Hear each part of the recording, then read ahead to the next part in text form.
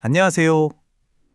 우리가 매일 쓰는 컴퓨터, 스마트폰, 대체 이게 어떻게 돌아가는 건지 혹시 궁금해 본 적 없으세요? 오늘은 바로 그 비밀, 우리 눈에는 보이지 않지만 이 모든 걸 가능하게 만드는 시스템 프로그래밍의 세계로 한번 들어가 보겠습니다. 이거 정말 간단한 질문 같죠? 우린 그냥 매일 아이콘을 누르고 앱이 마법처럼 짠! 하고 실행되는 걸 보잖아요. 근데 그 화면 바로 뒤에서는 대체 무슨 일이 벌어지고 있는 걸까요? 바로 이 단순한 호기심에서부터 우리의 여정을 시작해보죠. 컴퓨터 시스템을 거대한 빌딩이라고 한번 상상해 볼까요? 맨 위층에는 우리가 맨날 쓰는 카톡이나 게임 같은 응용 프로그램이 살고 있어요. 그리고 맨 아래, 이 빌딩의 기반에는 CPU나 메모리처럼 손으로 만질 수 있는 하드웨어가 있죠. 오늘 우리가 탐험할 곳은 바로 그 중간층, 이 둘을 이어주는 가장 중요한 핵심적인 시스템 소프트웨어입니다. 자, 그럼 이제 본격적으로 화면 너머의 세계로 들어가 보겠습니다. 우리가 너무나 당연하게 여겼던 것들의 껍질을 한 겹씩 벗겨내 볼 시간이에요. 먼저 우리한테 아주 익숙한 두 세계를 딱 구분해 볼게요. 한쪽은 우리가 매일 쓰는 유튜브, 인스타그램 같은 앱의 세계, 그리고 다른 한쪽은 키보드 모니터처럼 물리적으로 존재하는 하드웨어의 세계. 그쵸? 시스템 프로그램의 역할이 바로 이거예요. 완전히 다른 언어를 쓰는 두 세계, 그러니까 앱과 하드웨어 사이에 아주 튼튼한 다리를 놓아서 서로 말이 통하게 만들어주는 거죠. 이 다리가 없으면요, 아무것도 안 돌아갑니다. 그럼 이 다리는 대체 어떻게 만들어지는 걸까요? 그 첫 번째 비밀은 바로 번역에 있습니다. 인간의 생각을 기계가 알아들을 수 있는 언어로 바꾸는 과정, 바로 그거죠. 모든 프로그램은 코드에서 시작해요. 이건 그냥 글자예요, 글자. 프로그래머가 쓴 사람이 읽을 수 있는 명령어들이죠. 근데 컴퓨터의 뇌인 CPU한테 이 코드를 보여주면요. 이건 그냥 외계어예요. 하나도 못 알아듣습니다. 자, 우리가 쓴 코드가 실제로 돌아가는 프로그램이 되기까지의 여정을 한번 볼까요? 먼저 코드를 작성하고 컴파일과 어셈블이라는 과정을 통해서 기계가 알아들을 수 있는 말로 번역을 해요. 그 다음 프로그램에 필요한 다른 코드 조각들, 예를 들면 화면에 글자를 보여주는 기능 같은 것들을 가져와서 하나로 착 합치는 링크 작업을 합니다. 그리고 마침내 실행 준비가 딱 끝나는 거죠. 와, 여기서 정말 놀라운 변화가 일어나요. 왼쪽을 보세요. 사람이 쓴 몇 줄 안 되는 간단한 C 코드예요. 근데 오른쪽 좀 보세요. 이게 바로 그 코드가 번역된 어셈블리 언어거든요. 훨씬 길고 복잡해졌죠? 완전히 다른 모습으로 변신한 겁니다. 이런 마법 같은 번역을 해주는 친구가 바로 컴파일러입니다. 컴파일러는 여러 언어에 능통한 번역가 같은 거예요. 우리 생각, 즉 프로그래밍 언어를 기계의 언어인 어셈블리 언어로 아주 정확하게 옮겨주는 전문가인 거죠. 그리고 이 모든 번역 여정의 최종 목적지는 바로 이겁니다. 0과 1. 오직 0과 1로만 이루어진 바이너리 코드. 이게 바로 CPU가 직접 읽고 실행할 수 있는 유일한 언어, 진짜 기계어예요. 우리가 쓴 모든 아이디어는 결국 이 형태로 바뀌어야만 생명을 얻을 수 있는 겁니다. 자, 이제 번역된 프로그램들을 지휘할 마스터, 또 다른 핵심 주인공을 만나볼 시간입니다. 바로 우리한테 너무나 익숙한 운영체제, OS죠. 자, 프로그램이 기계어로 번역됐다고 해서 끝이 아니에요. 컴퓨터 안에서는 수많은 프로그램들이 나 먼저 실행시켜줘 하고 아우성이거든요. 그럼 여기서 질문이 생기죠. 이 난장판을 누가 정리하고 누구한테 먼저 마이크를 줄지 누가 결정할까요? 바로 그 역할을 운영체제가 하는 겁니다. OS는 진짜 거대한 오케스트라의 지휘자 같은 존재예요. 어떤 프로그램한테 CPU라는 무대를 내어줄지, 메모리라는 악보는 어떻게 나눠줄지, 파일은 어디에 보관할지, 또 키보드나 프린터 같은 단원들은 어떻게 조율할지, 이 모든 복잡한 일을 완벽하게 지휘라는 거죠. 자, 이제 이번 이야기의 하이라이트입니다. 시스템 프로그래밍 전체를 꿰뚫는 가장 중요하고 가장 강력한 아이디어 하나를 공개할게요. 그 마법의 이름은 바로 추상화입니다. 추상화. 말이 좀 어렵죠? 쉽게 말해서 복잡한 건 싹 다 커튼 뒤로 숨겨버리고 우리한테는 아주 단순하고 쓰기 편한 모습만 보여주는 기술이에요. 이게 왜 그렇게 중요하냐면요. 만약 추상화가 없다면 모든 앱 개발자가 하드웨어 박사가 되어야 할 거예요. 소프트웨어 개발이 거의 불가능할 정도로 복잡해지겠죠. 바로 이 추상화라는 개념이 오늘날의 소프트웨어 산업 전체를 가능하게 한 겁니다. 첫 번째 예시를 한번 보죠. 하드디스크 속은요, 사실 데이터를 찾으려고 헤드가 정신없이 뱅글뱅글 도는 복잡한 기계 장치예요. 하지만 OS가 이 모든 걸 싹 감추고 우리한테 뭘 주죠? 맞아요. 아주 깔끔한 폴더와 파일을 선물하죠. 이게 바로 추상화의 힘입니다. 두 번째 예시도 정말 대단한데요. 사실 대부분의 컴퓨터 CPU는요, 한순간에 딱 한 가지 일밖에 못해요. 이게 팩트예요. 근데 우리는 어때요? 음악 들으면서 웹서핑하고 카톡도 하잖아요. 어떻게 이게 가능할까요? OS가 이걸 너무너무 빠른 속도로 번갈아가면서 처리하니까 우리 눈에는 마치 모든 게 동시에 일어나는 것처럼 보이는 착각을 만들어주는 거예요. 이것이 바로 멀티태스킹이라는 환상적인 추상화입니다. 이건 아마 가장 대담하고 강력한 추상화일 겁니다. 컴퓨터에 꽂혀있는 실제 메모리, 램은 용량이 한정되어 있잖아요. 근데 OS는 각 프로그램에게 이 컴퓨터 메모리 전부 네 거야 라고 속삭이는 거죠. 엄청나게 큰 독립된 가상 메모리 공간을 선물하는 겁니다. 이 멋진 착각 덕분에 개발자들은 메모리 걱정을 덜고 훨씬 자유롭게 프로그램을 만들 수 있게 돼요. 자, 그럼 이 모든 복잡한 이야기들이 도대체 우리랑 무슨 상관이 있을까요? 왜 중요할까요? 지금까지 우리가 본 개념들이 사실은 우리 디지털 세상의 기반, 그 자체이기 때문입니다. 이제 그 이유를 정리하면서 마무리해볼게요. 결론부터 말하자면 시스템 프로그램은 우리가 매일 당연하게 누리는 모든 것들의 토대를 만드는 보이지 않는 곳에서 묵묵히 일하는 이름 없는 영웅들이에요. 화려한 앱들 뒤에 숨어서 이 모든 걸 가늠하게 하는 진짜 주인공인 거죠. 여러분이 사랑하는 모든 앱, 즐기는 모든 게임, 친구랑 공유하는 모든 사진 한 장 한 장이 전부 다 우리가 오늘 이야기한 이 강력하고 보이지 않는 착각 위에 지어진 집과 같아요. 우리가 보는 건 빙산의 일각일 뿐이고 그 아래에는 추상화라는 거대한 기술이 모든 걸 떠받치고 있는 겁니다. 세상은 이제 AI와 수많은 스마트 기기들로 가득 차고 있잖아요. 그렇다면 미래의 프로그래머들은 이 새롭고 복잡한 기술들을 우리 삶에 더 편리하게 녹여내기 위해 또 어떤 새롭고 놀라운 추상화, 그러니까 어떤 근사한 착각을 만들어내야 할까요? 정말 궁금해지지 않나요? 오늘 이야기는 여기까지입니다. 들어주셔서 감사합니다. 자, 오늘 우리가 다뤄볼 이야기는요, 바로 우연한 혁명, 리눅스입니다. 우리가 매일 쓰는 스마트폰, 인터넷, 사실 그 모든 것들을 가능하게 하는 보이지 않는 거대한 힘에 대한 이야기죠.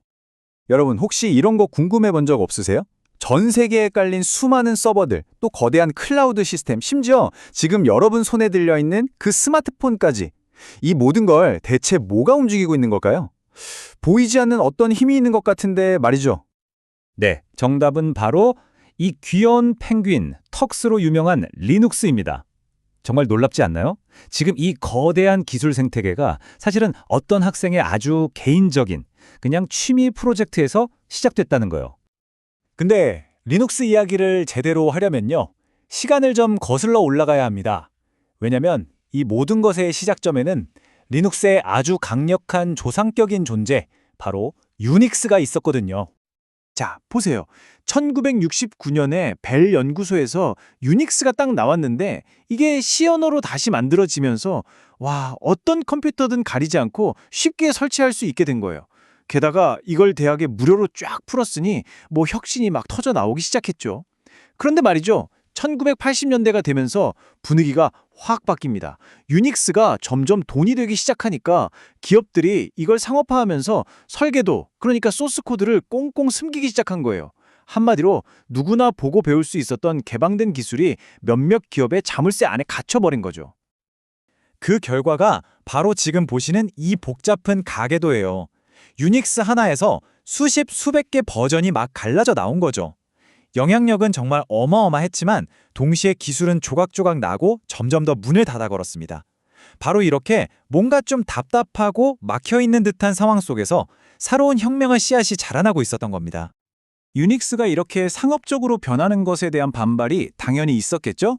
소프트웨어는 자유로워야 한다, 이런 목소리가 모여서 하나의 거대한 움직임이 시작되는데 그게 바로 GNU 프로젝트입니다.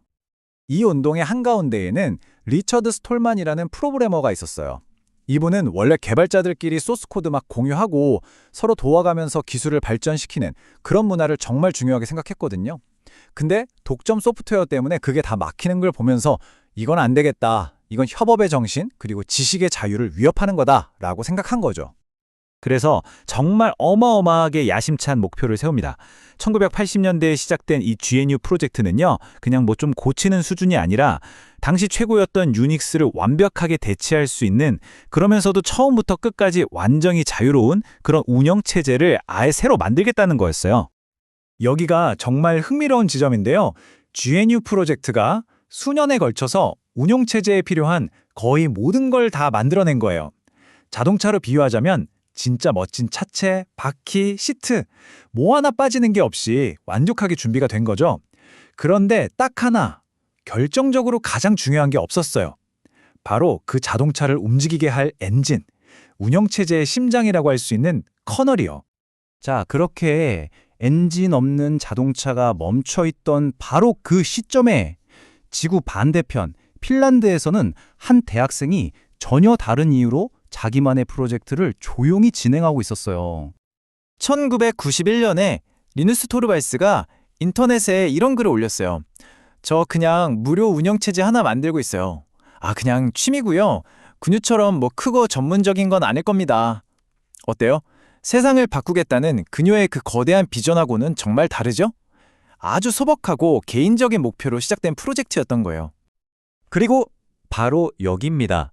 전혀 상관없어 보이던 이 두 개의 이야기가 운명처럼 딱 만나서 역사를 통째로 바꿔버리는 우연한 혁명이 시작되는 순간이죠. 이 상황을 한번 보세요. 정말 운명적이지 않나요? 한쪽에서는 엔진만 빼고 모든 게 다 갖춰진 자동차가 있었고, 다른 한쪽에서는 그 자동차에 딱 맞는 완벽한 엔진이 있었는데 정작 얹을 차체가 없었던 거죠. 서로에게 정말 간절하게 필요했던 마지막 퍼즐 한 조각이었던 겁니다. 다시 한번 자동차 비유로 정리해 볼게요. GNU가 만든 수많은 도구들이 자동차 그 자체였다면 리누스가 만든 리누스 커널은 바로 그 차를 달리게 할 엔진이었던 거예요. 이 둘이 딱 결합하면서 드디어 완전하고 강력하고, 그리고 무엇보다 중요한 건 자유로운 운용체제, 바로 GNU 리눅스가 세상에 탄생하게 된 겁니다.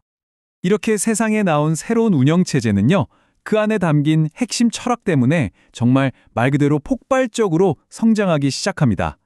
마치 생명의 대폭발, 캄브리아기 대폭발 같았다고 할까요? 이 엄청난 성장을 가능하게 만든 마법 같은 아이디어가 바로 카피레프트예요. 우리가 보통 아는 저작권, 그러니까 카피라이트는 오른쪽을 지키는 거잖아요. 내 거니까 함부로 쓰지 마, 이거죠. 근데 카피레프트는 그 권리를 왼쪽으로 뒤집어 버린 거예요. 내 거 마음껏 써. 대신 더 좋게 만들면 너도 다른 사람들이랑 계속 나눠야 해 라고 법으로 보장해 주는 거죠. 이게 바로 자유 소프트웨어를 퍼뜨린 강력한 엔진이었습니다. 그래서 리눅스는 그냥 덩그러니 혼자 있는 게 아니라 배포판 또는 디스트로라는 형태로 사람들에게 전달돼요. 이것도 자동차로 생각하면 쉬운데요. 커널이라는 엔진에 GNU라는 차체를 올리고 타이어나 내비게이션 같은 유용한 부품들까지 싹 다 묶어서 그냥 키만 꽂으면 바로 운전할 수 있게 만들어 놓은 완제품 자동차 패키지라고 생각하시면 됩니다. 배포판 종류는 정말 셀 수 없이 많은데요. 대표적으로 레드햇이나 페도라 같은 경우는 대기업 서버처럼 안정성이 생명이고 또 최신 기술이 계속 필요한 곳에서 주로 쓰여요. 뭐랄까, 아주 튼튼하고 강력한 산업용 트럭 같은 느낌의 리눅스죠. 반면에 데비안이나 여기서 나온 우분투 같은 배포판들은 우리 같은 일반 사용자들이 편하게 쓸 수 있도록 만들어졌어요. 가장 친숙한 얼굴을 하고 있죠. 커뮤니티가 워낙 탄탄해서 안정적이기도 하고 디자인도 예쁘고 쓰기 편해서 말하자면 아주 잘 만든 패밀리 세단 같은 리눅스라고 할 수 있겠네요. 자, 그럼 이 대단한 리눅스라는 자동차 보닛을 한번 열어볼까요? 대체 어떻게 움직이는 건지 그 내부를 아주 간단하게만 쓱 한번 살펴보겠습니다. 리눅스의 진짜 힘을 경험하려면 이 쉘이라는 걸 알아야 해요. 쉘이 뭐냐면요, 우리가 키보드로 막 명령을 내리잖아요. 그럼 그걸 컴퓨터의 가장 깊숙한 곳, 즉 핵심부가 알아들을 수 있는 말로 통역해주는 아주 똑똑한 비서라고 생각하시면 돼요. 네, 바로 이 검은 화면의 하얀 글씨, 이게 바로 쉘이 일하는 모습입니다. 처음 보면 이게 뭐야? 하고 좀 무서울 수도 있는데요. 여기가 바로 리눅스의 진짜 파워가 나오는 발전소 같은 곳이에요. 왜냐면 마우스로 수백 번 클릭해야 할 일을 여기서는 단 한 줄의 명령으로 끝내버릴 수 있거든요. 상상도 못할 자동화가 가능해지는 거죠. 전체적인 그림은 이렇습니다. 우리가 쓰는 여러 프로그램들은 사용자 공간이라는 안전한 놀이터 안에서 돌아가요. 근데 얘네들이 프린터를 쓴다거나 인터넷에 접속하는 것처럼 컴퓨터의 진짜 하드웨어를 건드려야 할 때가 있잖아요. 그때는 절대 직접 만질 수가 없어요. 반드시 커널 공간이라는 중앙 관리실의 허락을 받아야 합니다. 바로 리누스가 만든 이 커널이 모든 걸 철저하게 관리하고 통제하기 때문에 앱 하나가 말썽을 부려도 시스템 전체가 다운되는 일이 없는 그런 엄청난 안정성을 갖게 되는 겁니다. 결국 리눅스의 이야기가 우리에게 보여주는 건 이거 아닐까요? 세상을 바꾸는 건 꼭 처음부터 거창한 계획이 있어야만 하는 건 아니라는 것. 한 사람의 순수한 열정과 모두를 위한 기술이라는 멋진 철학이 만났을 때 정말 상상도 못했던 일이 벌어질 수 있다는 걸 보여주는 완벽한 예시죠? 어쩌면 지금 이 순간에도 우리 주변 어딘가에서 또 다른 세상을 만들어갈 다음 우연한 혁명이 이미 시작되고 있는 건 아닐까요? 우리가 파일을 저장할 때 그냥 저장 버튼 한 번 누르면 끝이잖아요. 아주 간단하죠. 하지만 사실 그 단순한 클릭 한 번 뒤에는 우리 눈에는 전혀 보이지 않는 정말 복잡하고 정교한 세계가 숨어 있습니다. 이번 시간에는 바로 그 숨겨진 세계의 문을 열고 하드드라이브가 도대체 어떻게 우리의 소중한 데이터를 보관하는지 그 비밀을 파헤쳐 보겠습니다. 자, 그럼 이 미지의 세계로 함께 떠나볼 준비 되셨나요? 오늘 우리가 함께할 여정은 이렇습니다. 딱딱한 쇠붙이 덩어리인 하드웨어에서부터 시작해서요. 그 안에 어떻게 데이터들이 질서정연하게 자리를 잡게 되는지 그 과정을 하나씩 따라가 볼 겁니다. 파일이 어떻게 저장되는지 제대로 이해하려면요. 뭐니 해도 그 파일을 담는 그릇, 바로 하드드라이브라는 기계 그 자체부터 들여다봐야 합니다. 이게 바로 하드드라이브의 심장부라고 할 수 있는데요. 꼭 옛날 LP판처럼 생긴 저 플래터가 눈에 보이지 않을 정도로 빠르게 회전하면서 데이터를 저장하고 읽어냅니다. 이 플래터 표면은요, 수많은 동심원, 바로 트랙으로 나뉘어 있고요. 또 각 트랙은 섹터라는 아주 작은 조각으로 잘게 쪼개져 있어요. 이 섹터가 바로 데이터가 기록되는 가장 작은 물리적인 공간인 셈이죠. 자, 여기서 진짜 중요한 포인트가 있어요. 우리가 원하는 데이터를 읽으려면요. 마치 레코드판의 바늘 같은 저 헤드가 물리적으로 진짜로 움직여야 한다는 겁니다. 원하는 트랙까지 쓱 이동하고 또 플래터가 휙 돌아서 원하는 섹터가 머리 밑으로 올 때까지 기다려야 하죠. 이 모든 게 다 시간이에요. 그래서 이 물리적인 움직임을 어떻게든 줄이는 게 하드드라이브 성능의 핵심이 되는 겁니다. 좋습니다. 이렇게 복잡한 기계를 그럼 컴퓨터의 뇌, 운영체제는 대체 어떻게 다루는 걸까요? 이제 운영체제가 이 혼돈에 가까운 물리적 구조를 어떻게 아주 단순하고 관리하기 쉬운 시스템으로 바꿔버리는지 그 마법을 한번 보시죠.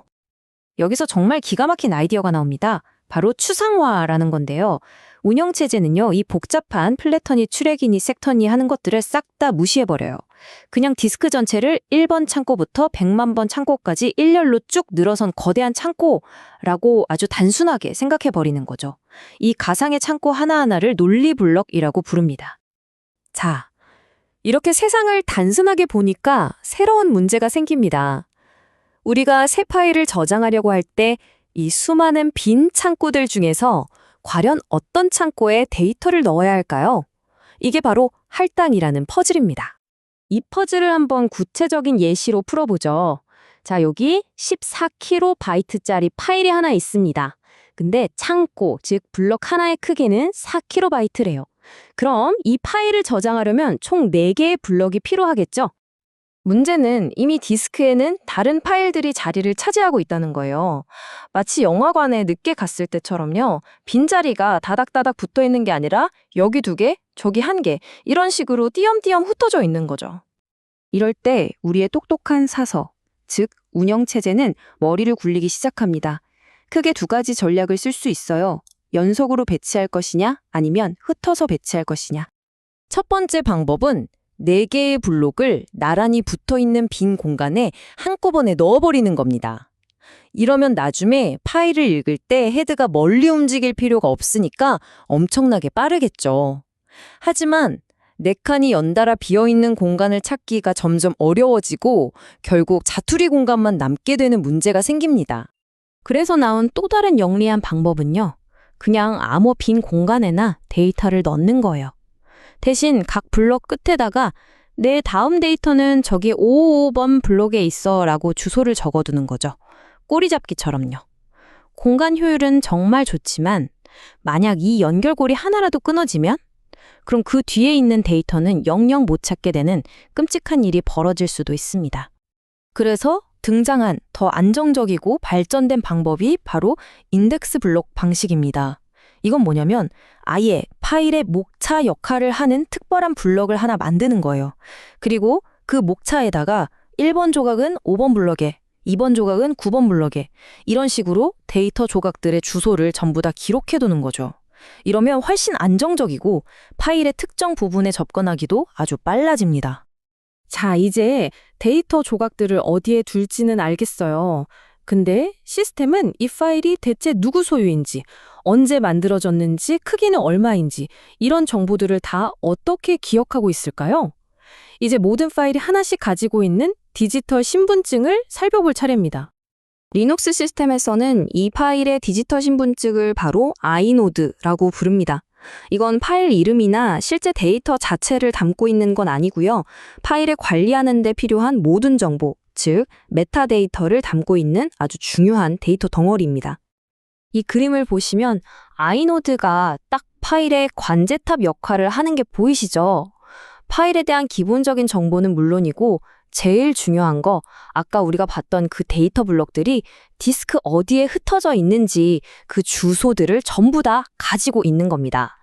그러니까 아이노드를 들여다보면 이 파일의 주인이 누군지, 크기는 몇 바이트인지, 마지막으로 언제 열어봤고 언제 수정했는지 같은 파일의 이력서가 아주 상세하게 기록되어 있는 거죠. 아이노드에서 또 하나 정말 중요한 게 바로 이 권한 정보, 아이모드 필드입니다. 이걸로 이 파일은 소유자만 읽고 쓸 수 있는지, 아니면 같은 그룹에 속한 사람들은 읽기만 할 수 있는지, 아니면 아무나 실행할 수 있는지 등을 아주 세세하게 제어할 수 있어요. 리눅스 파일 시스템 보안의 가장 기본이 바로 여기서 시작됩니다. 와, 정말 복잡하죠? 플래터, 블록, 할당 전략, 아이노드까지 지금까지 우리가 깊이 파고든 이 기술적인 내용들이 대체 왜 우리에게 중요한 걸까요? 핵심은 바로 이겁니다. 이 모든 복잡한 시스템의 진정한 위대함은 이 모든 과정이 우리 눈에 전혀 보이지 않는다는 데 있어요. 우리가 파일 열기를 더블클릭하는 그 찰나의 순간 컴퓨터 내부에서는 이 모든 복잡한 오케스트라가 완벽하게 조율되며 연주되는 겁니다. 그 덕분에 우리는 아무것도 신경 쓸 필요 없이 그냥 파일을 쓰고 저장할 수 있는 거죠. 그리고 이 모든 이야기는 우리에게 마지막으로 흥미로운 질문 하나를 던집니다. 오늘 우리가 살펴본 이 모든 전략은 결국 뱅글뱅글 돌아가는 디스크의 물리적인 움직임을 최소화하기 위한 처절한 노력이었어요. 그렇다면 요즘 우리가 쓰는 SSD처럼 아예 움직이는 부품이 하나도 없는 저장 장치에선 어떨까요? 우리의 똑똑한 사서, 운영체제는 과연 어떤 새로운 전략을 짜야만 할까요? 한 번쯤 생각해 보시면 재밌을 겁니다. 여러분이 힘들게 짠 코드가 컴퓨터 안에서 실제로 어떻게 돌아가는지 궁금했던 적 혹시 없으신가요? 오늘은 바로 그 컴퓨터 내부의 깊숙한 곳으로 들어가서 그 비밀을 한번 파헤쳐 보려고 합니다. 우리가 매일같이 하는 아주 간단한 행동이죠. 파일을 더블클릭하면 짜잔 하고 열리잖아요. 근데 사실 이 당연해 보이는 일 뒤에는요, 아주 정교하게 설계된 대화가 숨어 있습니다. 오늘은 바로 그 마법 같은 과정의 커튼을 한번 걷어보겠습니다. 오늘 우리가 떠날 여정의 지도입니다. 먼저 프로그램이 운영체제의 핵심인 커널과 어떻게 대화하는지 알아볼 거고요. 그 다음엔 파일을 다룰 때 필요한 핵심 도구들을 살펴볼 겁니다. 그리고 파일 속을 자유자재로 돌아다니는 방법까지 알아본 후에 마지막으로는 프로그램의 내면 세계, 그러니까 메모리가 어떻게 생겼는지 그 구조를 들여다볼 겁니다. 자, 그럼 첫 번째 주제부터 시작해 볼까요? 사실 모든 프로그램은 운영체제, 그러니까 OS의 도움이 없으면 거의 아무것도 할 수가 없어요. 그렇다면 이 둘은 도대체 어떻게 소통하는 걸까요? 정답은 바로 시스템 호출이라는 아주 특별한 요청 방식에 있습니다. 일종의 규칙 같은 건데요. 보안 때문에 우리가 만든 일반 프로그램들은 사용자 공간이라는 제한된 구역 안에서만 놀아야 해요. 하드웨어나 중요한 시스템 자원에는 직접 손댈 수 없죠. 대신에 운영체제의 핵심인 커널에게 저기요, 이것 좀 해주세요 하고 시스템 호출을 통해 아주 정중하게 부탁해야만 하는 겁니다. 좋습니다. 그럼 이 시스템 호출이라는 게 파일 관리 같은 구체적인 작업에서는 실제로 어떻게 쓰이는지 한번 살펴보죠. 자, 이 슬라이드에 있는 그림이 정말 중요합니다. 이게 바로 파일 작업의 전체적인 흐름을 보여주는 지도라고 할 수 있거든요. 보세요. 왼쪽에 우리 프로그램이 오픈이라는 시스템 호출을 날리면 운영체제는 파일 디스크립터라는 일종의 번호표, 즉 티켓을 줍니다. 이 티켓은 파일 테이블의 특정 칸을 가리키고 그 칸은 또 디스크에 있는 실제 데이터가 어디 있는지까지 다 연결되어 있는 거죠. 그래서 모든 파일 작업은 이 간단한 4단계 사이클을 따라가게 되어 있어요. 먼저 파일을 열어서 오픈, 티켓을 받고 그 티켓으로 데이터를 읽거나 쓰고 read, write, 가져온 데이터를 프로그램 안에서 잘 활용한 다음에 마지막으로 파일을 닫아서 close 하고 이제 다 썼어요 하고 자원을 반납하는 거죠. 이 각 단계가 전부 다 시스템 호출과 연결되어 있는 겁니다. 여기서 말하는 파일 디스크립터는 사실 별거 아니에요. 그냥 0 이상의 작은 정수, 숫자일 뿐입니다. 하지만 엄청 중요하죠. 딱 도서관에서 책 빌릴 때 받는 대출번호 같은 거예요. 재밌는 건 0번, 1번, 2번은 항상 특별한 용도를 위해 예약되어 있다는 겁니다.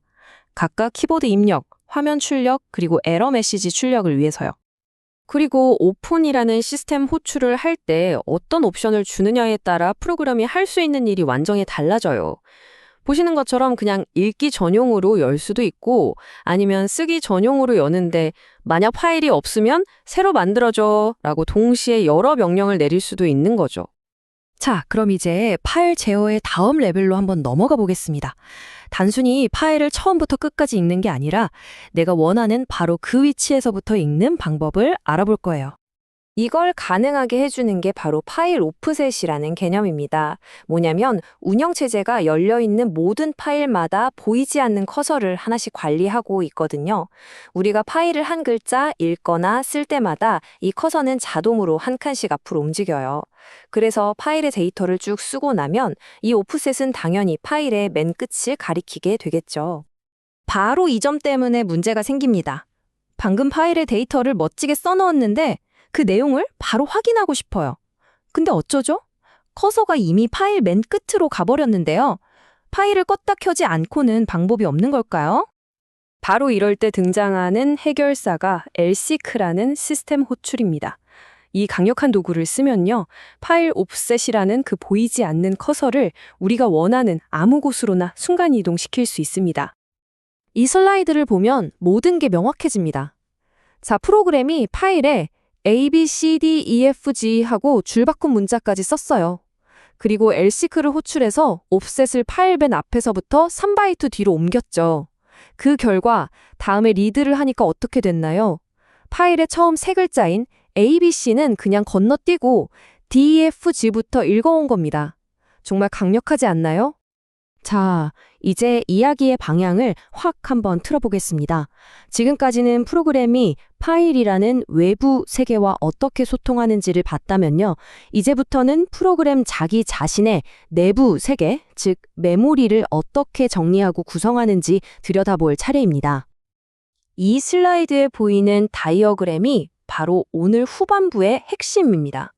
이건 실행 중인 모든 프로그램이 공통적으로 따르는 일종의 메모리 지도, 표준 청사진이라고 할 수 있어요. 보시면 여러 구역으로 딱딱 나뉘어 있죠. 그럼 지금부터 이 추상적인 메모리 지도를 실제 코드와 하나하나 연결시켜보는 마지막 여정을 시작해 보겠습니다. 프로그램의 메모리는 크게 4가지 핵심 영역으로 나뉩니다. 실제 코드가 저장되는 텍스트 영역, 프로그램 시작부터 끝까지 살아있는 전역 변수들을 위한 데이터 영역, 필요할 때마다 메모리를 빌려 쓰는 힙, 그리고 함수가 호출될 때마다 지역 변수들을 쌓아두는 스택이 있죠. 여기서 진짜 재밌는 점은요. 힙은 낮은 주소에서 위로 자라나고 스택은 높은 주소에서 아래로 자라난다는 거예요. 서로 마주보면서 자라는 거죠. 왜 이런 구조일까요? 바로 한정된 메모리를 최대한 효율적으로 쓰려는 아주 똑똑한 설계입니다. 백문이 불여일견이죠. 직접 눈으로 확인해 봅시다. 제가 간단한 C코드를 하나 짜서 프로그램이 자기 자신의 각 부분이 메모리 어디에 있는지 그 주소를 직접 출력하도록 만들어 봤습니다. 그리고 바로 이게 그 실행 결과입니다. 프로그램이 직접 뱉어낸 실제 메모리 주소들이에요. 가만히 들여다보면 어떤 주소들은 0xbf, ff로 시작하고 다른 것들은 0x0804로 시작하는 게 보이시죠? 이렇게 뚜렷하게 몇 개의 그룹으로 나뉘는데 이 숫자 그룹들이 바로 각각의 메모리 영역을 가리키는 겁니다. 자, 바로 이 슬라이드에서 모든 퍼즐 조각이 딱 맞춰집니다. 방금 본 출력 결과를 아까 그 메모리 지도랑 직접 연결해 볼게요. 0xbff로 시작하는 저 높은 주소, 저게 바로 항수 안에 지역 변수들이 사는 스택 영역입니다. 반면에 말로크로 만든 힙, 전역 변수가 있는 데이터 영역, 그리고 함수 코드 자체는 모두 0x0804로 시작하는 낮은 주소에 옹기종기 모여있죠. 이걸로 스택이 높은 곳에서 아래로 자란다는 이론이 완벽하게 증명됐습니다. 바로 이거죠. 결국 오늘 우리가 살펴본 모든 내용을 정리하면 이겁니다. 현대 컴퓨팅은 크게 두 가지의 잘 짜인 대화에 의존하고 있다는 것. 하나는 시스템 호출을 통해 운영체제라는 외부 세계와 나누는 대화이고, 다른 하나는 잘 설계된 메모리 구조를 통해 자기 자신과 나누는 내부적인 대화인 셈이죠. 이렇게 컴퓨터 내부의 작동 규칙을 이해한다는 건 정말 엄청난 힘을 갖게 되는 것과 마찬가지입니다. 이 지식을 가지고 여러분은 무엇을 새롭게 만들어 보고 싶으신가요? 아니면 기존의 어떤 한계를 한번 시험해 보고 싶으신가요? 이 질문을 여러분께 남겨드리면서 오늘 이야기는 여기서 마치겠습니다. 안녕하세요. 우리가 컴퓨터에서 프로그램을 실행할 때 있잖아요. 그 뒤에서는 과연 어떤 마법 같은 일이 벌어질까요? 혹시 궁금해 본 적 없으세요? 오늘 바로 그 얘기를 해보려고 합니다. 우리가 짠 코드가 어떻게 생명을 얻어서 이 컴퓨터 세상 속에서 살아 숨쉬게 되는지 그 놀라운 여정을 한번 처음부터 끝까지 쭉 따라가 보죠. 네, 맞아요. 바로 이 질문에서부터 시작해 볼게요. 우리가 터미널에 그냥 간단한 명령어 하나 치고 엔터를 딱 누르잖아요. 그 정말 찰나의 순간에 컴퓨터 안에서는 사실 하나의 작은 우주가 탄생했다가 자기 할 일을 다 하고 사라지는 엄청난 일이 벌어집니다. 오늘 그 과정을 한번 같이 따라가 보시죠. 자, 그럼 본격적으로 한번 들어가 볼까요? 실행되기 전에 프로그램은요, 그냥 생명이 없는 파일이에요. 뭐랄까 일종의 설계도 같은 거죠. 예를 들어 리눅스에서 흔히 쓰는 ELF 포맷 같은 걸 보면 코드나 데이터 같은 정보들이 아주 체계적으로 딱딱 정해진 구역에 정리되어 있거든요. 아직은 아무것도 안 하고 그냥 디스크에서 조용히 잠자고 있는 상태, 바로 그겁니다. 그래서 오늘 우리가 할 일은 이 설계도가 어떻게 생명을 얻는지 그 여정을 쭉 따라가 보는 거예요. 먼저 이 설계도가 프로세스라는 걸로 딱 태어나는 순간을 볼 거고요. 그리고 그 프로세스가 사는 집, 그러니까 메모리 내부를 한번 탐험해 볼 겁니다. 특히 거기서도 아주 중요한 스택이라는 공간을 깊게 파고들어 보고요. 그런 다음에 프로세스가 가진 엄청난 초능력들에 대해서 알아보고 마지막으로 이 모든 조각들을 합쳐서 우리가 매일 쓰는 쉘이 도대체 어떻게 돌아가는 건지 그 비밀을 파헤쳐 볼 겁니다.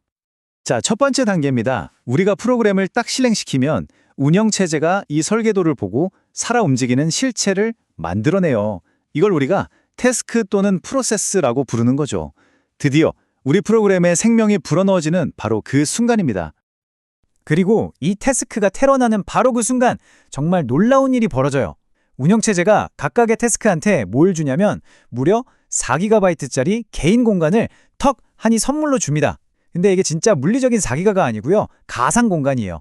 이게 왜 중요하냐면 모든 태스크가 와, 이 4기가는 전부 내 거야 라고 믿게 만드는 거죠. 그러니까 서로 다른 애들이 뭘 하든 전혀 신경 쓸 필요 없이 완벽하게 독립적으로 자기 일에만 집중할 수 있게 되는 겁니다. 정말 똑똑하죠? 자, 그럼 이 4GB짜리 으리으리한 집에 한번 들어가 볼까요? 이 집은요, 그냥 통짜 공간이 아니라 목적에 따라서 여러 개의 방으로 아주 효율적으로 나뉘어 있거든요. 각 방이 도대체 무슨 역할을 하는지 한번 구경해 보겠습니다. 바로 이겁니다. 이게 바로 태스크의 집, 그러니까 가상 메모리의 지도예요. 보시면 아래쪽에 낮은 주소, 위로 갈수록 높은 주소고요. 뭐 텍스트, 데이터, 힙, 스택 이런 식으로 구역들이 잘 나뉘어 있는 걸 볼 수 있죠. 이 방들을 하나씩 한번 뜯어볼까요? 먼저 텍스트 영역은 말 그대로 프로그램 코드가 들어가는 곳이에요. 뭐 집으로 치면 서재 같은 곳이죠. 그리고 데이터 영역에는 전역 변수처럼 처음부터 자리를 차지하는 가구들이 놓여 있고요. 힙은 필요할 때마다 우리가 동적으로 공간을 막 늘릴 수 있는 확장 공사가 가능한 방이라고 생각하시면 돼요. 그리고 스택은 함수가 호출될 때마다 잠깐씩 쓰는 임시 작업 공간입니다. 여기서 진짜 재밌는 게 뭔지 아세요? 힙이랑 스택이 서로를 마주보고 잘한다는 거예요. 힙은 위로 쭉쭉, 스택은 아래로 쭉쭉. 왜 이렇게 할까요? 한정된 공간을 최대한 효율적으로 쓰려는 정말 똑똑한 설계인 거죠. 자, 이론은 이쯤 하고 이제 실제 눈으로 한번 확인해 보죠. 이게 지금 진짜로 돌아가고 있는 프로그램에서 뽑아온 메모리 주소거든요. 한번 보세요. 우리가 아까 텍스트 영역이라고 했던 함수들은 주소가 0x804로 시작하고 스택 영역에서는 지역 변수들은 저기 위에 0xbff로 시작하죠. 방금 그림으로 봤던 그 지도상의 구역들이 실제로 이렇게 딱 정해진 주소 범위를 갖고 있다는 증거입니다. 자, 그럼 방금 본 실제 주소를 아까 그 지도에 한번 딱 입혀볼까요? 이렇게요. 보시는 것처럼 추상적으로만 보였던 스택 영역이 실제로는 0xbbf로 시작하는 저 높은 주소에 있고 텍스트 영역은 0x804로 시작하는 낮은 주소에 떡하니 자리 잡고 있는 거죠. 어때요? 이제 개념이 머리에 확실히 그려지시죠? 좋습니다. 이제 메모리에서 가장 역동적이고 또 가장 흥미로운 공간, 바로 스택으로 한번 깊숙이 들어가 보겠습니다. 프로그램이 살아 움직이는 모든 액션이 사실상 전부 여기서 일어난다고 해도 틀린 말이 아닐 정도예요. 함수가 한번 호출될 때마다 이 스택이라는 공간에는 스택 프레임이라는 게 하나씩 층층이 쌓여요.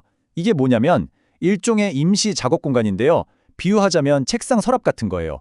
그 함수가 일하는 동안 필요한 도구들, 그러니까 지역 변수나 다른 데서 받은 값들을 여기다 보관하는 거죠. 그리고 여기서 진짜 제일 중요한 게 하나 있습니다. 바로 일이 끝나면 어디로 돌아가야 하는지를 적어놓은 복귀 주소. 이걸 꼭 챙겨둬요. 네, 그래서 핵심이 바로 이 복귀 주소입니다. 보통은 함수가 자기 할 일을 다 끝내면 이 주소를 보고 아, 나 원래 여기로 돌아가야지 하면서 안전하게 복귀하거든요. 하지만 만약에, 아주 만약에 누군가 이 복귀 주소를 몰래 엉뚱한 값으로 싹 바꿔치기 하면 어떻게 될까요? 단 한 줄의 코드로 이 프로그램의 운명 전체를 뒤흔들 수 있게 됩니다. 바로 이렇게 되는 거죠. 세그멘테이션 폴트, 정말 많이 보셨죠? 이게 왜 뜨는 거냐면 우리가 복귀 주소를 엉뚱한 값으로 바꿨더니 함수가 일이 끝나고 그 잘못된 주소로 점프하려고 한 거예요. 그걸 본 운영체제가 어딜? 거긴 네가 갈 곳이 아니야? 하면서 프로그램을 그냥 꽝 하고 강제로 꺼버린 겁니다. 스택이 얼마나 중요하고 또 얼마나 위험할 수 있는지를 딱 보여주는 장면이죠. 자, 이제 우리 프로그램의 인생은 다음 단계로 넘어갑니다. 바로 스스로를 복제하고 또 완전히 다른 모습으로 변신까지 하는 아주 놀라운 초능력들을 배우게 될 거거든요. 그 첫 번째 초능력이 바로 포크입니다.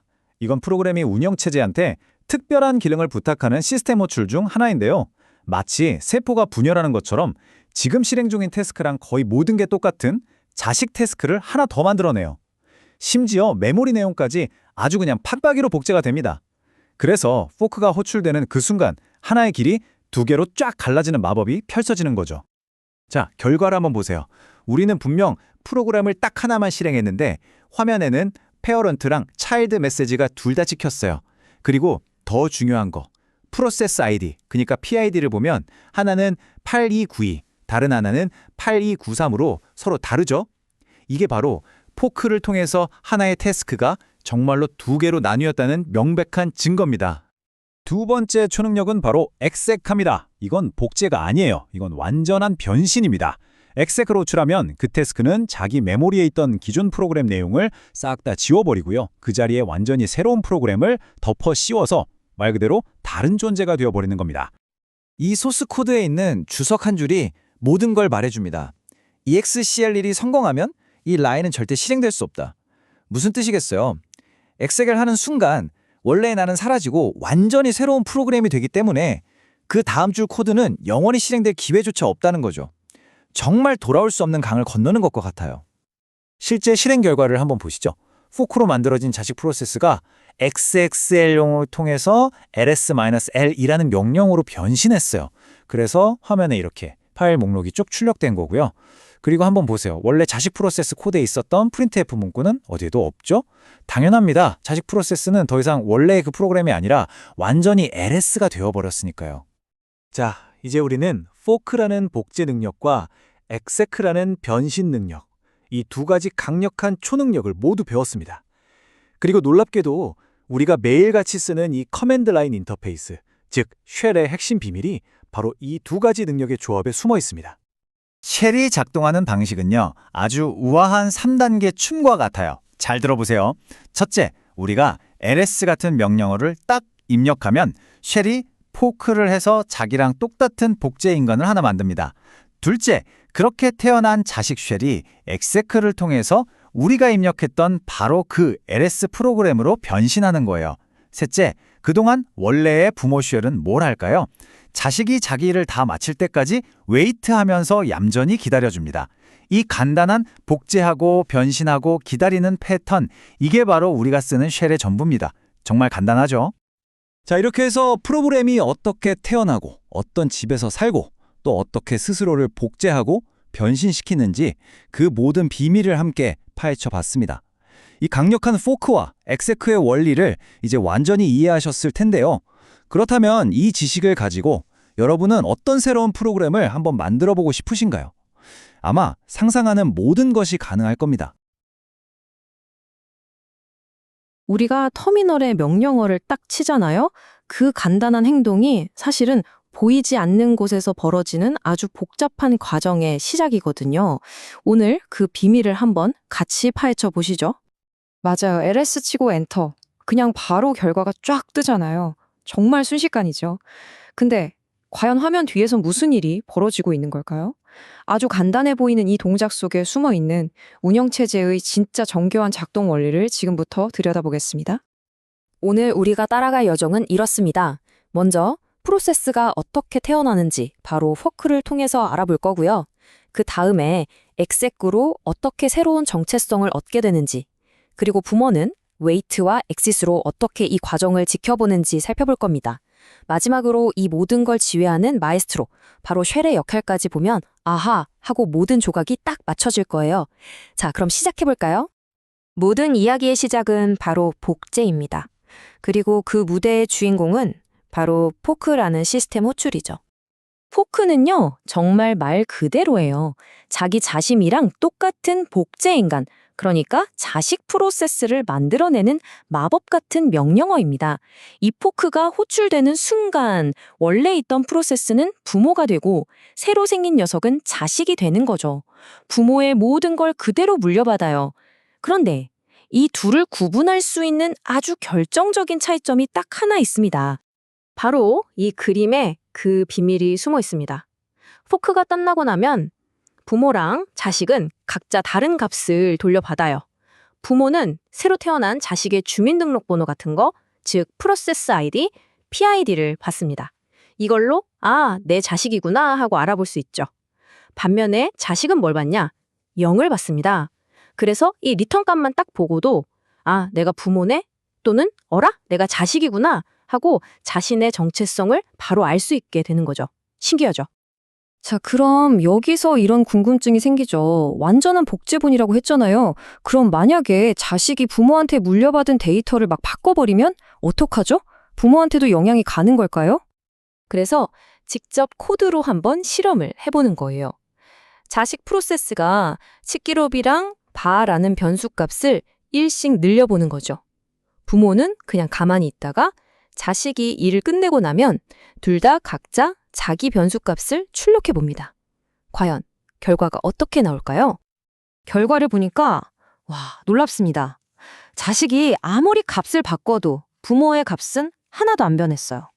왜 그럴까요? 바로 이겁니다. 포크를 하는 순간 자식은 부모와는 완전히 독립된 자신만의 메모리 공간을 따로 할당받거든요. 그러니까 데이터 영역, 스택 영역 전부 다요. 서로 절대 침범할 수 없는 투명한 벽이 딱 생기는 거라고 생각하시면 돼요. 근데 사실 시스템이 그렇게 멍청하지 않아요. 이 과정이 정말 똑똑하고 효율적으로 이루어지는데요. 포크 하자마자 모든 메모리를 통째로 다 복사하는 게 아니고요. copy on write, 줄여서 COW라고도 하는데 쓸 때 복사한다는 아주 영리한 기법을 씁니다. 그러니까 처음엔 그냥 같은 메모리를 바라보고 있다가 자식이든 부모든 누군가가 데이터를 바꾸려고 하는 바로 그 순간, 딱 그때 필요한 부분만 복사하는 거죠. 이러면 시스템 자원을 엄청나게 아낄 수 있겠죠? 자, 이제 똑같이 복제된 자식 프로세스가 자신만의 특별한 임무를 받을 차례입니다. 저는 이 과정을 두뇌 이식 수술이라고 부르고 싶어요. exec 후출은요, 기존 프로세스의 기억을 그냥 싹 다 지워버립니다. 그리고 그 자리에 완전히 새로운 프로그램을 덮어 씌우는 거죠. 방금 전까지 쉘의 복제본이었던 자식 프로세스가 우리가 실행하려던 LS라는 완전히 다른 프로그램으로 변신하는 바로 그 순간입니다. 이 그림을 보시면 더 확실하게 와닿을 거예요. exec가 딱 호출되면 기존에 있던 코드, 데이터, 스택 전부 흔적도 없이 사라집니다. 그리고 그 빈 공간을 새로운 프로그램의 내용으로 완전히 채워버리는 거죠. 말 그대로 환골탈태. 완전히 새로운 프로세스로 다시 태어나는 거예요. 재미있는 건 exec가 사실 한 가지 함수가 아니라는 점이에요. 상황에 맞게 골라 쓸 수 있는 일종의 함수 가족 같은 거죠. 이름 끝에 붙는 알파벳을 보면 그 특징을 알 수 있어요. L은 리스트, V는 베터, 즉 배열 형태를 의미하고요. 특히 P가 붙은 게 아주 유용한데 이건 우리가 경로를 다 안 써줘도 알아서 시스템 경로, 패스에서 실행 파일을 찾아줍니다. 우리가 그냥 LS라고만 쳐도 되는 이유가 바로 이것 때문이죠. 정말 편리한 도구 상자 같지 않나요? 이 문장이 exec의 모든 것을 말해줍니다. 성공적인 exec 호출로부터는 돌아올 수 없다. 왜냐? 호출했던 원래의 코드는 이미 새로운 프로그램으로 완전히 덮어 씌워져서 존재하지 않거든요. 돌아갈 곳 자체가 사라진 거죠. 그야말로 편도 티켓만 끊고 떠나는 여정입니다. 자, 그럼 이제 자식은 새로운 임무를 수행하러 떠났어요. 그럼 그동안 부모는 뭘 하고 있을까요? 난 모르겠다 하고 자기 할 일 하면 될까요? 천만에요. 시스템의 질서를 지키기 위한 부모의 아주 중요한 역할이 아직 남아 있습니다. 생각해보세요. 만약에 부모가 자식이 일 끝나는 걸 안 기다리고 먼저 사라져버리면 어떻게 될까요? 그럼 자식은 고아 프로세스가 돼서 시스템을 떠돌게 됩니다. 이런 혼란을 막으려면 뭔가 안전장치가 필요하겠죠? 그 해답이 바로 웨이트 시스템 호출입니다. 부모는 웨이트를 호출하고 그냥 멈춰서 기다리는 거예요. 자식이 자기 일을 다 끝낼 때까지 아주 책임감 있게 기다려주는 거죠. 그리고 자식한테 저 다 끝났어요 하는 신호를 받아야만 그제서야 다시 자기 일을 시작합니다. 웨이트가 얼마나 똑똑한지는 슬리피랑 비교해보면 바로 알 수 있어요. 슬립 2 같은 건 그냥 대충 2초면 끝나지 않을까? 하고 눈대중으로 시간을 때려 맞추는 거나 마찬가지예요. 너무 짧으면 일이 꼬이고 너무 길면 시간을 낭비하죠. 하지만 웨이트는요? 자식이 끝나는 바로 그 정확한 타이밍에 칼같이 끼어납니다. 단 1초의 낭비도 없는 아주 정확하고 효율적인 방법인 거죠. 그럼 자식은 어떻게 저 다 끝났어요 하고 부모한테 신호를 보낼까요? 바로 엑시트를 통해서입니다. 자식은 엑시트를 호출하면서 마지막 보고를 하는 거예요. 임무 성공적으로 완수했습니다 할 때는 종료 코드 0을, 죄송합니다 문제가 생겼습니다 할 때는 0이 아닌 다른 값을 부모에게 전달하고 장렬하게 생을 마감하는 거죠. 자, 지금까지 우리가 fork, exec, wait, exit라는 퍼즐 조각들을 하나씩 살펴봤습니다. 이제 이 모든 조각들을 하나로 맞출 시간이에요. 이 모든 과정을 마치 오케스트라처럼 지휘하는 지휘자. 그게 바로 우리가 매일 쓰는 쉘입니다. 그러니까 우리가 터미널에 else라고 치고 엔터를 딱 누르는 그 찰나의 순간에 이 모든 일이 벌어지는 겁니다. 1단계, 쉘이 fork로 자기 자신을 복제해요. 2단계, 그렇게 태어난 자식이 exec로 LS라는 새로운 프로그램으로 변신합니다. 3단계, 부모 쉘은 wait를 호출해서 자식의 일을 다 마칠 때까지 얌전히 기다려주죠. 그리고 마지막, 자식이 끝나면 부모 쉘이 다시 우리 앞에 나타나서 다음 명령을 기다립니다. 이 과정이 계속해서 끊임없이 반복되는 거예요. 바로 이 순서도가 그 완벽한 흐름을 한눈에 보여주고 있습니다. 사용자의 입력을 받고 포크로 복제하고 exec로 변신해서 실행하고 웨이트로 기다렸다가 다시 프롬프트로 돌아오는 이 아름다운 순환 구조. 이게 바로 쉐리 그리고 유닉스 계열 운영체제가 일하는 방식의 핵심입니다. 그러니까 오늘 이야기의 핵심은 바로 이겁니다. fork, exec, wait. 이 세 박자로 딱딱 맞아떨어지는 이 춤싸움이야말로 우리가 매일 사용하는 커맨드 라인의 심장 박동과도 같은 거예요. 우리가 전혀 의식하지 못하는 사이에도 이 우아하고 강력한 메커니즘이 화면 뒤에서 수없이 반복되고 있었던 거죠. 오늘 우리는 명령어 하나에 아주 짧지만 깊이 있는 생애를 함께 따라가 봤습니다. 우리가 매일 당연하게 생각하며 마주하는 이 검은 화면 뒤에는 또 어떤 이렇게 놀랍고 정교한 비밀들이 숨어 있을까요? 여러분도 한번 상상해 보시면 재밌을 것 같습니다. 오늘 이야기는 여기까지입니다. 자, 여러분. 우리가 그냥 프린트F, 헬로 월드 이렇게 코드 한 줄 딱 치고 실행 버튼을 누르잖아요? 그 순간 컴퓨터 안에서는 정말 마법 같은 일들이 벌어집니다. 오늘 이 시간에는 바로 그 비밀스러운 여정을 한번 같이 따라가 볼 거예요. 네, 바로 이 질문이죠. 프린트F 헬로 월드 치고 실행. 이게 다인 것 같지만 사실 그 안에는요. 번역가, 설계자, 또 관리자까지 거의 거대한 오케스트라가 숨어 있다고 할 수 있습니다. 오늘은 바로 그 복잡하고 정교한 협업 과정을 하나하나 뜯어보겠습니다. 자, 오늘 우리가 떠날 여정의 목차입니다. 먼저 프로그램의 위대한 여정부터 시작해서요. 그 다음엔 프로세서의 마음속을 들여다보고 메모리라는 환상은 또 뭔지 알아볼 겁니다.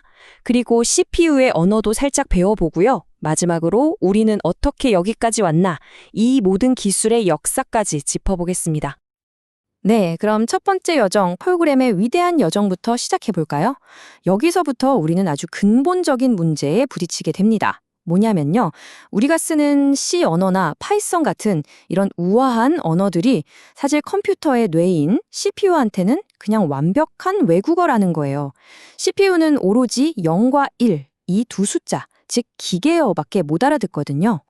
지금 보시는 이 그림이 바로 그 언어 장벽을 넘기 위한 로드맵입니다. 이 여정에는 4명의 전문가 또는 해결사가 필요해요. 첫째, 우리 코드를 번역하는 컴파일러와 어셈블러. 둘째, 이 번역된 조각들을 하나로 쫙 엮어주는 링커. 그리고 마지막으로 완성된 프로그램을 무대 위로 올리는 로더가 있죠. 자, 이 전문가들이 어떻게 손발을 맞추는지 한번 따라가 보시죠. 과정은 이렇습니다. 일단 컴파일러랑 어셈블러가 우리 코드를 기계가 알아들을 수 있는 조각들, 이걸 목적 파일이라고 부르는데 이걸로 번역을 해요. 그 다음엔 링커가 등장해서 이 조각들이랑 프린트F 같은 외부 함수 라이브러리들을 착착 퍼즐 맞추듯이 합쳐서 하나의 완전한 실행 파일을 만들어냅니다. 자, 파일이 준비됐죠? 그럼 이제 로더가 이걸 메모리라는 작업 공간에 딱 올려놓는 거예요. 모든 준비가 끝났습니다. 이제 진짜 주인공 CPU가 나설 차례죠. 자, 이제 프로그램이 메모리에 멋지게 자리를 잡았습니다. 그럼 이제 진짜 행동대장을 만나봐야겠죠? 바로 CPU입니다. 이 친구가 바로 우리가 내린 모든 명령을 실제로 처리하는 컴퓨터의 진짜 두뇌라고 할 수 있습니다. CPU가 어떻게 진화해왔는지 보면 정말 재밌어요. 왼쪽에 보이는 게 초기의 8086 CPU인데 좀 단순하게 생겼죠? 그런데 오른쪽에 현대적인 펜티엄 CPU를 보면 와, 훨씬 더 영리해졌습니다. 예를 들어 자주 쓰는 데이터는 캐시 메모리라는 주머니에 쏙 넣어주고 다음에 무슨 일을 할지 미리 예측하는 분기 예측 같은 기능도 생겼어요. 덕분에 그냥 계산만 하던 기계가 이제는 미래를 예측하는 전략가로 거듭난 셈이죠. 아니, 요즘 프로세서들은 어떻게 그렇게 빠를까요? 그 비밀 중 하나가 바로 파이프라이닝이라는 기술입니다. 이거 딱 공장 조립 라인을 생각하시면 돼요. 명령어 하나가 1단계부터 5단계까지 다 끝날 때까지 기다리는 게 아니고요. 첫 번째 명령어가 2단계로 넘어가면 바로 그 자리에 두 번째 명령어의 1단계를 시작하는 거예요. 이런 식으로 여러 작업을 물 흐르듯이 겹쳐서 처리하니까 속도가 엄청나게 빨라지는 거죠. 그럼 CPU는 이 모든 계산을 대체 어디서 하는 걸까요? 메인 메모리, 즉 램까지 갔다 오기에는 너무 멀고 느리거든요. 그래서 CPU는 자기 바로 옆에 레지스터라는 초고속 개인 작업 공간을 가지고 있습니다. 비유하자면 CPU 책상 위에 딱 놓인 작은 메모장 같은 거예요. 모든 핵심적인 계산은 바로 이 번개처럼 빠른 공간에서 순식간에 일어납니다. 이 레지스터들은 그냥 모여있는 게 아니라 각자 역할이 딱 정해져 있어요. 예를 들어 EAX는 계산 결과를 잠시 담아두는 누산기 역할을 하고요. EBP나 ESP 같은 애들은 함수가 실행될 때 그 작업 공간이 어디서부터 어디까지인지 관리하는 역할을 합니다. 그리고 정말 중요한 EIP, 이건 명령어 포인터인데요. 프로그램이 다음에 어디로 가야 할지, 즉 다음에 실행할 명령어의 주소를 딱 가리키는 내비게이션 같은 녀석이에요. 얘가 길을 잃으면 프로그램 전체가 멈추는 거죠. 자, 세 번째 여정. 메모리라는 환상입니다. 여기서 우리는 또 하나의 놀라운 사실과 마주하게 됩니다. 여러분, 우리 컴퓨터는 프로그램 여러 개를 동시에 돌리잖아요. 근데 물리적인 메모리, 즉 램은 한정되어 있단 말이죠. 그런데 어떻게 각각의 프로그램들은 마치 자기 혼자 거대한 펜트하우스를 통째로 쓰는 것처럼 착각하게 만들 수 있을까요? 그 비밀은 바로 운영체제가 부리는 가상 메모리라는 아주 영리한 마술에 있습니다. 운영체제는 프로그램을 시작할 때마다 이렇게 속삭이는 거예요. 자, 이 4GB짜리 거대한 공간은 전부 내 거야. 마음껏 써. 라고요. 하지만 이건 약속일 뿐 실제로는 이 가상의 주소를 세그멘테이션과 페이징이라는 두 단계의 교묘한 변환을 거쳐서 실제 물리메모리 주소로 몰래 바꿔치기 하는 거죠. 지금 보시는 이 그림이 그 과정을 아주 잘 설명해주고 있습니다. 프로그램이 나 이 주소에 있는 데이터 좀 줘라고 요청하면요. 먼저 세그멘테이션 단계에서 이게 코드 영역인지 데이터 영역인지 같은 큰 덩어리로 구분을 해요.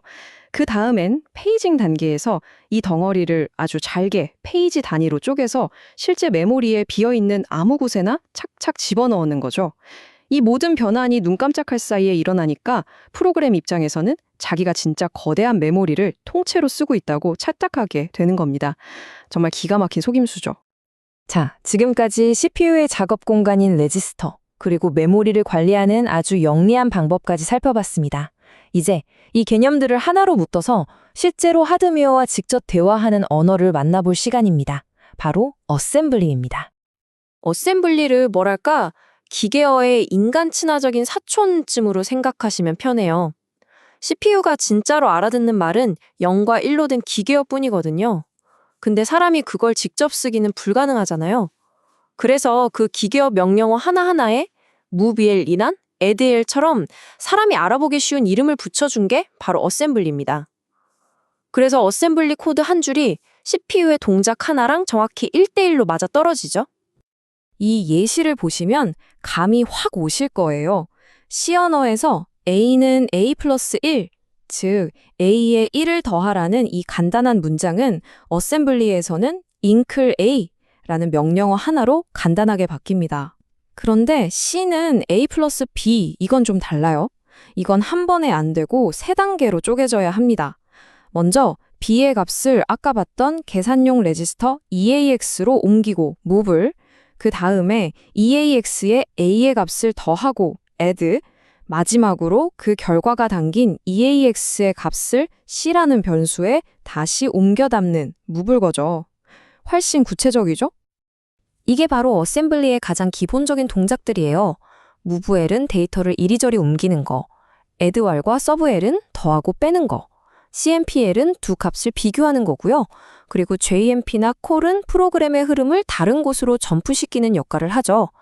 사실 아무리 복잡한 프로그램이라도 결국엔 이런 단순한 벽돌들이 차곡차곡 쌓여서 만들어지는 겁니다.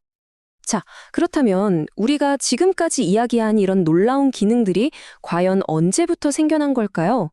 마지막으로 이 모든 기술이 어떻게 발전해 왔는지 그 역사를 아주 짧게 훑어보면서 맥락을 한번 짚어보겠습니다. 이 모든 혁신이 하루아침에 이루어진 건 절대 아닙니다. 1978년 8086 CPU가 우리가 아까 봤던 세그멘테이션 개념을 처음 도입하면서 이야기가 시작됐죠. 그리고 1985년 80386이 나오면서 드디어 32비트, 즉 4GB라는 어마어마한 메모리 공간을 쓸 수 있게 된 거고요. 1993년에 펜티엄은 한 클럭에 여러 명령어를 처리하는 슈퍼스칼라 기술로 속도의 패러다임을 바꿨습니다. 그리고 마침내 2006년 코어2 프로세서가 등장하면서 칩 하나에 뇌를 여러 개 넣는 멀티코어 시대가 활짝 열렸죠.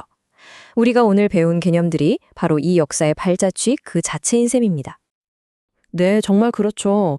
C 언어 코드 딱 한 줄에서 시작했던 우리의 여정이 결국엔 수십억 개의 트랜지스터가 쉴 새 없이 춤을 추는 장대한 과정으로 이어지는 걸 확인했습니다. 번역과 실행, 그리고 가상 메모리라는 그 놀라운 환상이 함께 만들어낸 멋진 결과물입니다. 이제 앞으로 프로그램을 실행하실 때 그냥 버튼 하나 누르는 게 아니라 그 뒤에서 벌어지는 이 멋진 춤, 컴파일러와 CPU, 그리고 메모리가 함께 펼치는 이 정교한 오케스트라를 한 번쯤 떠올려 보시는 건 어떨까요? 오늘 이야기는 여기까지입니다. 들어주셔서 감사합니다. 자, 우리가 코드를 짜고 실행 버튼을 딱 누르잖아요. 그 짧은 순간에 대체 무슨 일이 일어나는 걸까요? 오늘 이 시간에는 단순한 텍스트 파일이었던 코드가 어떻게 우리 눈앞에서 살아 움직이는 프로그램이 되는지 그 숨겨진 여정을 처음부터 끝까지 한번 따라가 보겠습니다. 네, 여기 보이는 이 로드맵을 따라서 컴파일부터 링킹, 그리고 최종 실행까지 각 단계에서 도대체 어떤 일들이 벌어지는지 아주 자세히 한번 파헤쳐 볼 겁니다. 우리가 떠날 여정은 크게 5단계로 나눠볼 수 있어요. 먼저 우리가 쓴 코드를 기계가 알아들을 수 있는 언어로 바꾸고요. 그 다음엔 흩어져 있는 코드 조각들을 하나로 합쳐줄 겁니다. 그리고 실행을 위해 메모리에 올리고 마지막으로 이왕이면 더 빠르게 만들기 위한 최적화 과정까지 살펴보겠습니다. 모든 건 바로 여러분이 작성한 이 코드에서 시작됩니다. 이건 아직 기계가 전혀 알아들을 수 없는 말 그대로 아이디어와 논리로 가득 찬 순수한 청사진 같은 거죠. 일단 컴파일러가 이 총사진을 기계가 읽을 수 있는 목적 파일로 한번 번역을 해줘요. 근데 이게 아직 퍼즐의 한 조각에 불과하다는 게 중요해요. 다른 파일에 있을지도 모르는 함수나 변수에 대한 정보가 전혀 없기 때문에 이것만 가지고는 아무것도 실행할 수가 없습니다. 자, 그럼 다음 단계로 넘어가서 이 조각들이 어떻게 맞춰지는지 한번 볼까요? 아시다시피 대부분의 프로그램은 파일 하나로 뚝딱 만들어지지 않으니까요. 이렇게 코드를 여러 파일로 나누면 관리하기는 참 편한데 문제가 하나 생깁니다. 바로 컴파일러는 나무는 보지만 숲은 못 본다는 거죠. 그러니까 한 번에 딱 파일 하나만 볼 수 있다는 한계가 있어요. 바로 이런 상황에서 문제가 터지는 거죠. 한 파일이 다른 파일에 있는 변수나 함수를 쓰려고 하는데 컴파일러는 지금 보고 있는 파일 말고는 다른 파일에 뭐가 있는지 전혀 모르거든요. 그러니까 당연히 이거 뭐야 하면서 오류를 뱉어내는 겁니다. 결국 컴파일러 입장에서는 나 이런 변수 본 적 없는데 하면서 그냥 일을 멈춰버리는 거예요. 바로 이때 구원투수가 등판합니다. 바로 링커라는 녀석이죠. 이 링커가 마치 프로젝트 매니저처럼 흩어져 있는 코드 조각들을 다 모아서 하나로 합쳐주는 역할을 해요. 그래서 해결책이 뭐냐? 바로 엑스턴 키워드입니다. 이건 컴파일러한테 던지는 약속 같은 거예요. 야, 이 변수 지금 당장 안 보이지? 괜찮아. 나중에 링커라는 전문가가 와서 다 찾아서 연결해 줄 거니까 일단 믿고 넘어가. 이렇게 말해주는 셈이죠. 그럼 링커는 이 약속들을 대체 어떻게 기억하고 지킬까요? 바로 심볼 테이블이라는 일종의 명단을 사용합니다. 각 파일은 이 명단에 나는 이런 변수를 가지고 있어요 라고 자기소개를 하고 나는 저런 함수가 필요해요 라고 요청을 남겨요. 그럼 링커는 이 명단들을 쫙 보고 서로 필요한 것들을 연결해 주는 거죠. 자, 이걸 보면 링커가 어떻게 일하는지 확실히 알 수 있어요. 한쪽 테이블에서는 펑가 필요하다고 외치고 있고 다른 쪽 테이블에서는 AAA가 필요하다고 말하고 있죠. 링커가 이 두 테이블을 딱 맞춰보고는 아하, 너희 둘이 서로 필요했구나 하면서 완벽하게 연결해 주는 겁니다. 이렇게 해서 드디어 모든 조각이 맞춰진 하나의 완전한 프로그램이 탄생하는 거죠. 자, 이제 드디어 하나의 완전한 실행 파일이 만들어졌습니다. 그럼 이제 이 프로그램이 실제로 살면서 뛰어놀 공간이 필요하겠죠? 이때 등장하는 게 바로 로더입니다. 로더는 방금 만들어진 따끈따끈한 실행 파일을 컴퓨터의 실제 메모리에 싣고 가서 딱 자리를 잡아주는 뭐랄까 이삿짐 센터 같은 역할을 한다고 보시면 돼요. 근데 문제가 뭐냐면 프로그램이 메모리의 어느 주소에 들어갈지는 실행할 때마다 달라질 수 있다는 거예요. 그래서 재배치라는 아주 중요한 작업이 필요합니다. 로더가 프로그램 안에 있는 모든 주소들을 실제 메모리 위치에 맞게 아주 똑똑하게 바꿔주는 거죠. 덕분에 우리 프로그램은 어디에 이사를 가든 길을 잃지 않고 잘 작동할 수 있게 됩니다. 이 로딩 방식에도 몇 가지 전략이 있어요. 링키지 에디터처럼 처음부터 모든 짐을 다 싸서 옮기는 방식이 있고요. 이러면 이사하는데 시간은 좀 걸리지만 일단 들어가면 빠르겠죠. 반면에 봉적 링킹은 일단 몸만 들어가고 필요한 짐은 그때그때 가져다 쓰는 방식이에요. 시작은 빠르고 메모리도 절약할 수 있죠. 그러니까 속도냐 효율이냐 상황에 따라 다른 전략을 쓰는 셈입니다. 자, 이제 우리 프로그램은 잘 실행됩니다. 근데 이걸로 끝일까요? 과연 빠르게 실행되고 있을까요? 이제 마지막 단계, 바로 최적화의 세계로 들어가 보겠습니다. 성능을 한번 재볼게요. 여기 CPE, 그러니까 요소당 사이클 수라는 지표가 있는데 쉽게 말해서 데이터 하나 처리하는데 CPU가 얼마나 머리를 굴려야 하는지를 나타내는 숫자예요. 당연히 낮을수록 좋은 거겠죠? 보세요. 우리 첫 번째 코드는 CPU가 무려 42.06입니다. 솔직히 말해서 꽤 느린 편이죠. 그런데 결과를 한번 보세요. 정말 간단한 몇 가지 수정을 거쳤을 뿐인데 CP가 42에서 6, 그리고 최종적으로는 2까지 떨어졌습니다. 이게 무슨 뜻이냐면 무려 20배 이상 빨라졌다는 거예요. 와, 도대체 무슨 마법을 부린 걸까요? 가장 결정적인 한 수는 바로 메모리 접근을 확 줄인 거였어요. 왼쪽 코드를 보세요. 이건 계산 한 번 할 때마다 저 멀리 있는 창고, 즉 메모리에 가서 결과를 적고 다시 돌아오는 방식이에요. 너무 비효율적이죠. 반면에 오른쪽 코드는 모든 계산을 내 바로 앞 책상, 그러니까 아주 빠른 임시 변수나 레지스터에서 다 끝내버리고 마지막에 딱 한 번만 창고에 가서 최종 결과를 보고하는 겁니다. 누가 봐도 오른쪽이 압도적으로 빠를 수밖에 없겠죠. 자, 이렇게 코드 한 줄이 실행되기까지의 긴 여정을 함께 해봤는데요. 그렇다면 이 모든 과정에서 우리가 정말 기억해야 할 핵심은 뭘까요? 결국 핵심은 이겁니다. 링킹은 마법이 아니라 심볼 테이블이라는 약속 장부를 통해 코드 조각들을 논리적으로 이어주는 과정이라는 것. 그리고 로딩은 우리 프로그램을 메모리라는 집에 안전하게 이사시키고 주소를 잘 찾아주는 일이라는 것. 그리고 무엇보다 엄청난 성능 향상은 보통 아주 사소한 습관, 특히 반복문 안에서 불필요한 메모리 접근을 줄이는 것에서 시작된다는 사실입니다. 그냥 돌아가는 코드를 짜는 건 시작일 뿐이에요. 이 전체 여정을 이해해야 비로소 진짜 효율적인 코드를 만들 수 있게 되는 거죠. 지금 여러분의 코드는 잘 작동하고 있을 겁니다. 하지만 그게 정말 최선의 코드일까요? 어쩌면 다음 단계의 엄청난 성능 향상은 여러분이 아직 시도해보지 않은 아주 사소한 변화 속에 숨어 있을지도 모릅니다.